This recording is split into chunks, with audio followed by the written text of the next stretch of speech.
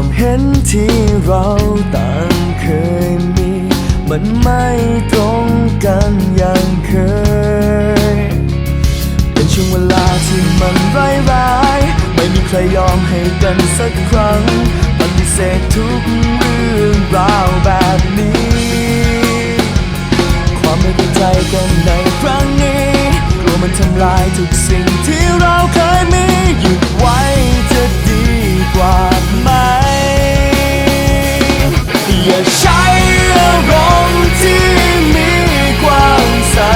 กันให้ใครต้องมาเสียใจหยุดไว้ให้ใจของเรา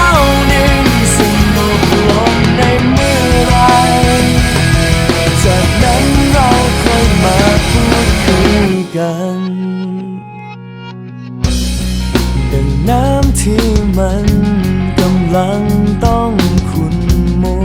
หากทิ้งไว้จนเช้าสุดท้ายตะกอนจะตกลงและใสดังเดิมมีคราวเป็นช่วงเวลาที่มันร้ายๆไม่มีใครยอมให้กันสักครั้งปฏิเสธทุกเรื่องราวแบบนี้ความไม่เข้าใจกันในครั้งนี้กลัวมันทำลายทุกสิ่งที่เราเคยมีหยุดไว้จะดีกว่าไหมอย่าใช้